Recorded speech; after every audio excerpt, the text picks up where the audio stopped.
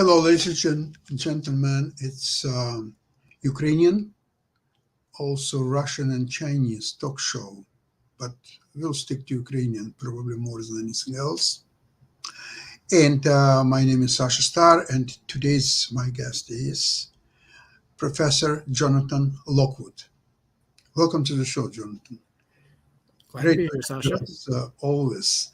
And I'm spending a lot of time listening to a lot of programs in English, Ukrainian, Russian, sometimes very, uh, mm, I would say, incredibly mm, different, mostly actually opposite points of view of what really happened, and it's really depends on the person who provides comments or making speech or something. And interestingly enough, yesterday I've heard a video made just very recently by Jeffrey Sachs. He's a professor of economics. Was involved around 30 years ago a lot into Russian or at that time maybe even Soviet uh, politics. And his take, he was talking for half an hour. The most of the time, he was trying to prove that it was West and, in particular, United States that was derailing any attempts to continue some kind of peaceful discussions or arrangements or whatever it might be. And another thing is that he is of the opinion that there was, in fact, agreement that once Germany was united, there would be no more um, increase of NATO in Europe. Now, I was trying to, for a long time, to really get into this so-called agreement or disagreement or whatever it might be. And the latest what I could found is that no one ever discussed or more talking about actually signing of any such agreement. And it's understandable because if you think about the how the procedure of taking new members of NATO is working, the country, let's say Poland, for example, Poland has to apply for NATO membership. The NATO is taking over their documents, application, might be, and they analyze it and carefully noticing what has to be done to be a real member of NATO and all the procedures would be absorbed. And they send it back with a list of things that have to be done before the country could be accepted. Now, the countries, say Poland and in many other countries, was the same thing. Some countries could do it relatively quickly if they were prepared. Let's say Finland. Finland applied for membership, and Finland probably more ready to be a NATO member than most of the NATO members existing right now. Right. If you'll take Hungary, if you'll take some other countries like Romania, but I'm sorry, I don't want to even name all of them. But tell me that Finland, don't you agree that Finland is already on the level of Germany, France, England, or any other country? What do you think, Jonathan? Well, I would agree with you that Finland arguably was very ready by its own standards and by its recognition of its own interests. They knew that they had to be more ready than the former members of the Warsaw Pact in order to join NATO, because even though they espoused neutrality at that point, uh, but at the end of the Cold War, uh, they did not see it in their best interests as of yet. They did not see any compelling need to be a member of NATO because at that point, uh, Russia and the former Soviet Union had collapsed, disintegrated. They were in a state of decline, and uh, Finland obviously believed that they could afford to wait and maintain their neutrality. Now, along with the other former members of the Warsaw Pact, they collectively saw that with a more resurgent Russia trying to recover its former empire, they recognized that because Russia still had a very large nuclear arsenal, that, and they knew, all the former members knew of the Warsaw Pact's war plans for use of a massive number of nuclear weapons against NATO in the event that the Soviet Union went to war against NATO, that they saw all of this as a need for them to not only be members of NATO, but to also have nuclear weapons and ballistic missile defense systems, and if possible, American troops stationed on their territory. All of these factors combined to take Jeffrey Sachs' calculation and just render it irrelevant, because Dr. Sachs had not reckoned with the Soviet viewpoint, the Soviet view of nuclear weapons and the necessity for having nuclear weapons and having superiority. Nor does he really appreciate the absolute concept of security that the Russians have. Their word bezopasnost, without danger. In order for Russia to be secure, its neighbors must, by definition, be relatively insecure, weak, inferior. And maybe not only neighbors. Why don't we go to farther into Western Europe or even United States? Of course, the Russian so-called bezopasnost would definitely increase tremendously if the United States would destroy all their nuclear warheads, and so would England and France, and they would say, Russia, what would you like us to do today? Would you like us to jump maybe between three and four? Unfortunately, the Russian concept of bezopasnost has no theoretical limit. Absolutely. It is not self-restraining. It does not say, okay, we're secure enough, we'll stop and be peaceful and maintain the status quo. Unfortunately, it is by definition very acquisitive and aggressive. You call it insecurity, call it a rapacious need for growth, for establishing an empire, call it whatever but the Russian desire for expansion has a self-sustaining motivation that does not depend upon good Western behavior. We exist. That is reason enough for them to oppose us and to try to subjugate us. Yes, and the other interesting thing is that then he goes step by step with starting with 2004 election in Ukraine, when Ukrainians rejected Russia's approved candidate Yanukovych and denied him to become, although he became president later on. However, at that time, Ukrainian rejected. So Ukrainians are perceived at that time by Russians and Putin, of course, as the quite unfriendly and opposing entity that is not accepting what Russia tells what to do, how to do, when to do. They are not following that.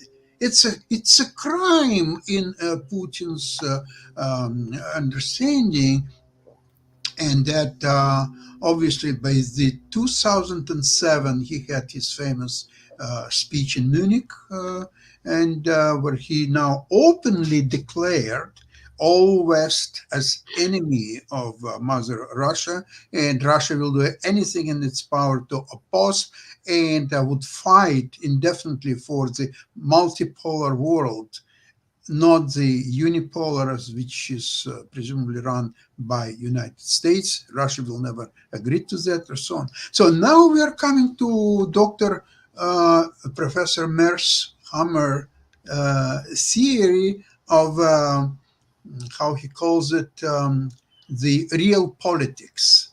So according to him, Russia is such a big and great power that all countries next to it, starting with Ukraine, but many other countries, and until recently Finland, they have to very carefully follow desires of this huge power, the great power of Russia. And the moment that they are not going to oblige it, they are taking a huge risk of being destroyed, dealt with, punished with by different means, and so on. So it must be avoided at all cost, at any cost. And now Ukraine actually put a great dent into Professor Mershammer, and Yeah, also the colonial police.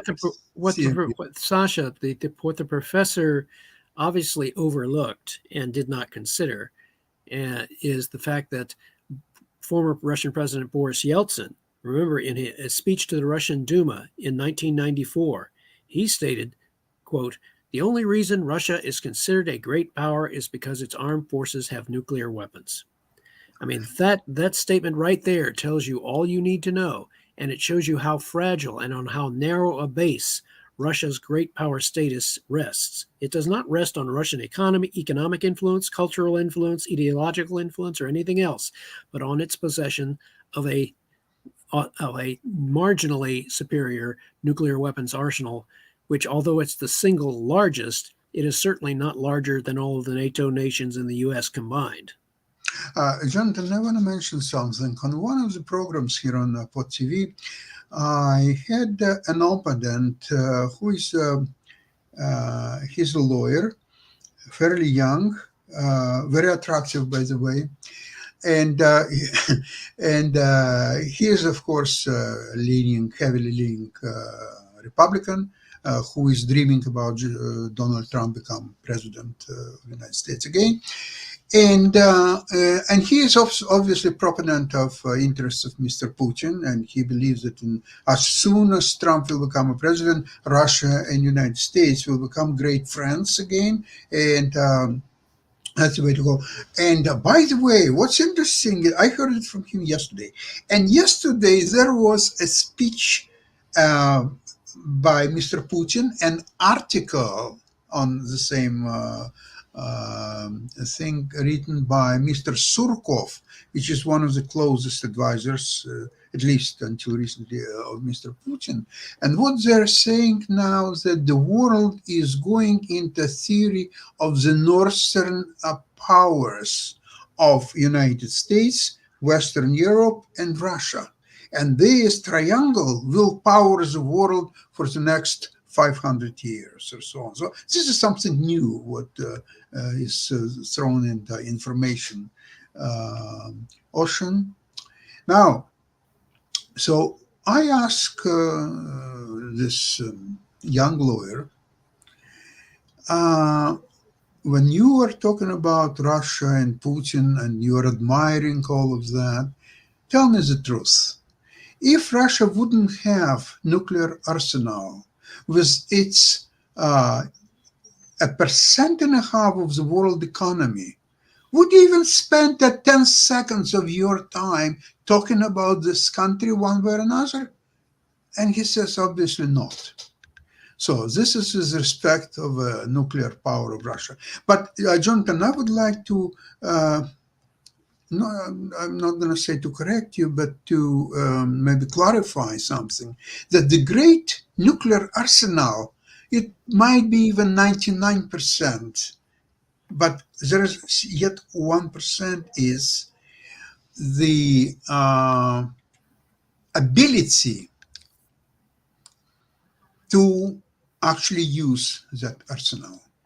We technically, we at least publicly, or we are not sure just how effective or efficient or how well maintained that nuclear arsenal actually is. If push came to shove and Russia were actually compelled to try to use its nuclear arsenal, you're correct. We aren't sure just how many of those nuclear weapons would actually work. So that is a great unknown. If we do know that, if we do have knowledge of that, then it is obviously highly classified within the United States, and certainly there would be no hint of our knowledge of it. It's a great X factor. Yeah, it's a big X factor. And it's interesting that Russia, the Russian leadership is making so much of brandishing their nuclear arsenal, but it reminds me almost as if they are shadow boxing, that they don't really have a. Go ahead. Remember, you said yourself when it was a Cuban crisis and Khrushchev was threatening that he will annihilate everybody. What he had, two nuclear What he had at the time, according to records in retrospect, at the time of the Cuban Missile Crisis, the Soviet Union had at that time estimated 30 nuclear missiles that could strike the United States. And the United States at that time, in terms of just the missiles alone, had over a 4-to-1 superiority, over 130 missiles that could strike the Soviet Union. That does not include the thousands, literally thousands of nuclear bombs that could be delivered by intercontinental bomber by the United States that they could have absolutely annihilated. It was probably the last time in the 20th century that the United States could have waged a full-scale nuclear war against the Soviet Union and destroyed it. Yeah, absolutely destroyed it, and would have technically won a nuclear war, albeit probably at the cost of millions of American casualties by whatever strike the Soviet Union could have mounted. But it's true that Khrushchev was engaged in a exercise in strategic bluffing. He was trying to convince the United States and the world that the Soviet Union had much more nuclear capability than it actually had. He certainly was manufacturing a lot of nuclear weapons, but the problem was it did not really have a robust delivery capability, particularly in form of intercontinental ballistic missiles. And Khrushchev tried to compensate for that by positioning medium-range ballistic missiles in Cuba, in effect acquiring a forward nuclear missile base close to the United States in the same way that the United States had forward-based nuclear missiles in Turkey. So that's a good point. Jonathan, I'm sorry to interrupt. The same lawyer that, let's call him Adam, which is his real name. Okay, Adam. Great man. He's asking me that Russia cannot accept the Ukraine is in any shape or form becoming member of NATO because it would create similar situation which was in 1962 with Cuba. And that's why United States were close to going into the war. But the situation is so different. The Cuba became independent in about 1959. If that's what we saw in The Godfather too. Okay, so in 59 it became independent country. Socialistic or communist or whatever, okay, here's a country, Cuba. I was in Cuba, actually, myself. I know what I'm talking about. That's all right. Did the United States attack Cuba in 59, 60, 61, 62? Yeah, they had Bay of Pigs. Bay of Pigs, okay, so it come and go. But when Soviets started to put nuclear missiles in Cuba, or they were about to do so, that was too much. Have NATO or United States put any nuclear devices and weapons, missiles to Ukraine? I never heard about that. Maybe have the intentions to do so, but they haven't done it. Well, certainly what Ukraine would want, at the very minimum, to guarantee its security against Russia, they would definitely want ballistic missile defenses, robust ballistic missile defense systems, as well as additional defensive system reinforcement, as well as rebuilding of logistics and supplies. And they will, in the absence of NATO membership, they will strive to make bilateral agreements for weapons reinforcements and supplies between individual NATO members and as well as the United States, in order to unilaterally build up its capability against another attempted Russian invasion. So right now, I would say that Ukraine at this point is still very much in control of its own destiny, contrary to the assertions of certain Western analysts, because if Ukraine makes the sufficient progress before the so-called onset of winter and the supposed slowing down, what these people fail to realize is that the style of warfare that the Ukrainians are practicing is not necessarily going to be slowed down or stopped by the onset of winter. It is very incremental. It is selective, and as it acquires an increased number of weapons like ATACMS and those others, and HIMARS that would enable them to strike deep and continue eroding Russia's logistical base and ability to resupply its forces in Crimea. All of this is incremental, and it will proceed regardless of whether or not there is great weather or not. It may slow it down a little bit, but it will still keep moving, and eventually I would estimate before the end of this calendar year, the logistical link between Crimea and Russia will have been severed, eventually rendered neutralized. And once again, Western analysts and commentators will be scrambling. Well, what do we do now? The Ukrainians have defeated the Russians, and Russia is confronted with disaster on the battlefield. And Russia will bluster about using its nuclear weapons, possibly, but the fact will remain that the Ukrainians will have exceeded expectations once again and inflicted a decisive operational defeat upon the Russians. Jonathan, okay, as Russia declared many times previously, their nuclear arsenal is the means of last resort, only when the existence of Russia would be threatened. Now, let's talk about interesting thing. Ukraine is not threatening existence of Russia at all, but is threatening existence of Putin by taking over Crimea, which is not even Russia, technically speaking. Ukraine is certainly threatening Russia's prestige. It is threatening Russia's prestige. It is threatening Russia's status or claim to be the status of a great power. And Russia cannot consider itself in any way, shape, manner, or form a great power unless it has Ukraine, because they themselves perceive Ukraine as an integral part of the Russian Empire. But Jonathan, this is the gravest mistake of Putin of all his life. The entry of Ukraine, the pure aggression against Ukraine, which he was sure he would end in a few days by conquering Ukraine, and that would cement his place in history, and he would be the greatest Russian figure in all history of Russia, and so on. We know that didn't happen. So now situation is, at first, Russian people were indifferent to this invasion of Ukraine. Okay, so somebody invaded, maybe it didn't invade, maybe it invaded, but little invaded. They really didn't care because the life was going on, continued, and so on. Now it's about 280 Russians were killed or eliminated, if you will, in Ukraine. And a lot of these people have relatives in Russia. They have wives, they have children, they have parents.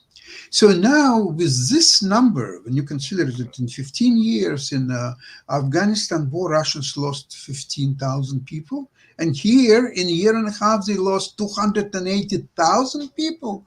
We're talking about the numbers speak by themselves. Look at the number, 280. It's a population of medium-sized city in the West or in Russia, or complete annihilation. And to us, as like I said, it echoes much like Stalin's comment: one death is a tragedy, a million deaths is only a statistic. And once you get beyond a certain point, I mean, the statistics just look like running up a score in football. Yeah. It becomes abstract. It loses its emotional impact, and it certainly doesn't lose its emotional impact for the people of Ukraine, but to outside observers, eventually you become numbed or anesthetized to these types of figures being thrown at you, and unless you are being shown the videos, the actual pictures of what the destruction that is going on in Ukraine, the temptation is to just set it aside, render it an abstract consideration. And that, unfortunately, is what a number of people in the West and in the U.S. are doing. They're trying to make this an abstract conflict. Jonathan, you remind me something about talking about numbers. Numbers is a very funny thing. I remember several years ago, I was in Jerusalem in a museum, Yad Vashem, to people, 6 million people, Jewish people who were killed during the Second World War. And there are very interesting exposition in the first rooms that you're coming. It's a giant map of Europe, 1939, and it shows how many Jews lived in each country. Say Germany, 400,000, Hungary, 800,000, Poland, 3.75 million, Russia, I think it was 3 million people, Jews, and so on. And each country, even Spain and France and all others.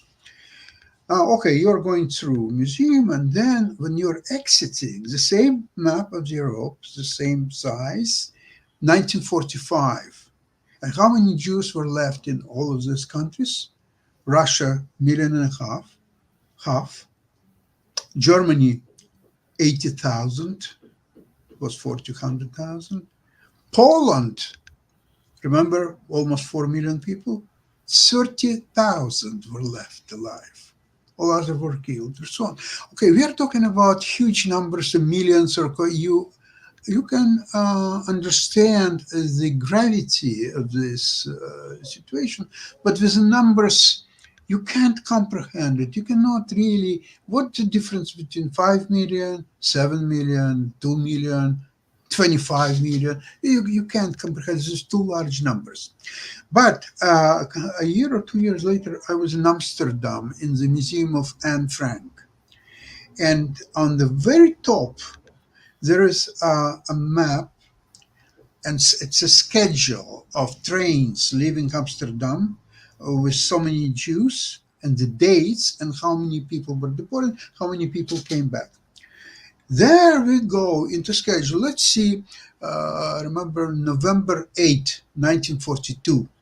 A train left with 2,465 people, Jews. It went to Majdanek or Auschwitz or other. It's a daily schedule, November 9, November, and there is exact number of people. Now that you can visualize. Okay, you can visualize the train with so many cars and so many people are put into each car. So now it comes visualization of this great otherwise incomprehensible numbers. Now you can see that. So with that, when you're talking about 280,000 Russians killed there, oh, okay, so okay, it's war. Some people are being killed.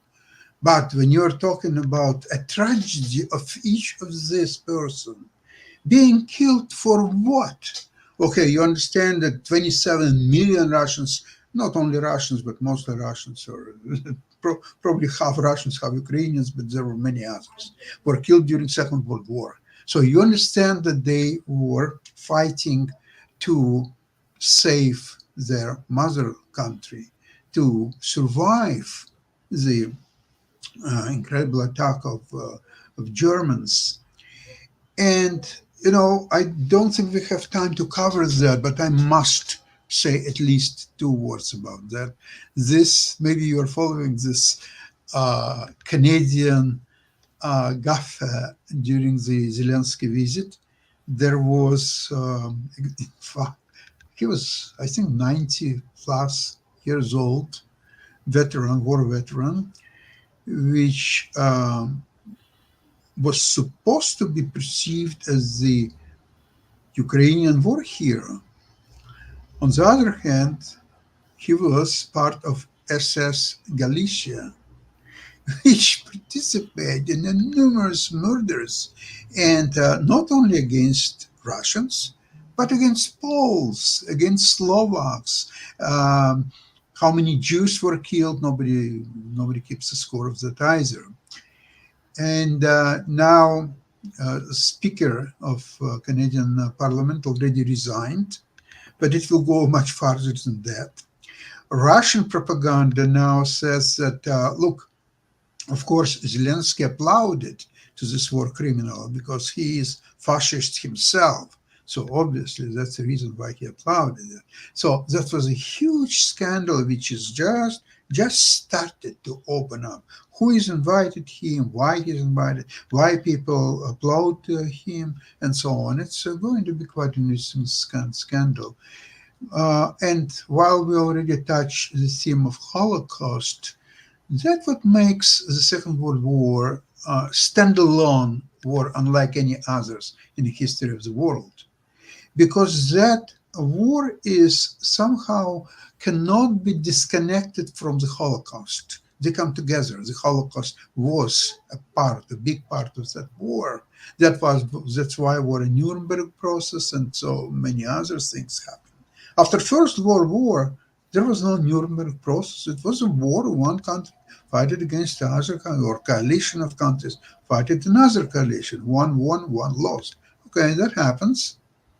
But Second World War is very special because inside of that war, and a big, probably the most decisive thing in that war was the Holocaust. This is something that makes this war decisively different. And what Russia is waging in Ukraine, it is becoming the war with a great element, not only element, I would even say that part of this war, a big part of this war, is a genocide. I would agree. This is the 21st century version of the Holocaust that was practiced on a much larger scale during the Second World War, but only that this time it's Russia pursuing its genocidal practices against the Ukrainian people. So, but remember, it's different in scale in terms of sheer numbers, but in terms of moral atrocity and moral turpitude, it's the same. Jonathan, remember that German had Holocaust actions against Jews in all countries that they invaded. Okay, now Russians, while invading Ukraine, they're doing genocide against all Ukrainian people, including Ukrainians, Russians, Tatars, Jews, just any nationality who lives there. They are doing a genocide. So it's even probably even more than what Germans did in Holocaust. So in Holocaust, okay, they targeted Jews in each and every country, and as long as you're not Jew, you had a pretty well chance to survive the war, unless you would fight against Germans or so on. But in Ukraine, nobody has a chance to survive because they're going after civilian population and Ukrainian army and just about anything. And they're killing people indiscriminately almost every single day by bombardment of Ukrainian cities. So this is, in my opinion, just as good as Holocaust in many respects. You cannot call it Holocaust because it's not something against a nation, although it's against Ukraine, but because Ukraine has so many nations inside. But genocide, yes, it is 100%. Yeah, I would agree. Okay, Jonathan, thank you so much for today's program. Hopefully, we'll talk about more news on Tuesday. Usual place. Hopefully, we should have more successful operational developments in the Ukrainian counteroffensive because it's a cumulative thing. They're just moving steadily, and so there's no dramatic breakthrough yet. Yeah, it's a cumulative effect, and I still believe that the Ukrainians are continuing to exceed expectations. They are doing things in their own time and in their own way. And I still firmly believe that by the end of this year, it will have been shown to be a decisive success. And I think that there is something that NATO and the United States can learn from Ukrainians, because no one fought a war with such an advanced army as Russian in the last 80 years, because all those wars in Afghanistan and Vietnam and so on, that's something different. It's not the war against Russia. So hopefully Ukrainian will provide good lessons to everybody how to fight the second largest and strongest army in the world. Or used to be. Well, yeah, they've kind of dropped in the rankings since then. Yeah. No, it's still second army minus 280,000. Yeah. Killed. Okay. Otherwise, they're safe. Okay, Jonathan. See you on Tuesday, same place. Excellent. You have a good weekend. You too. Bye-bye, everybody.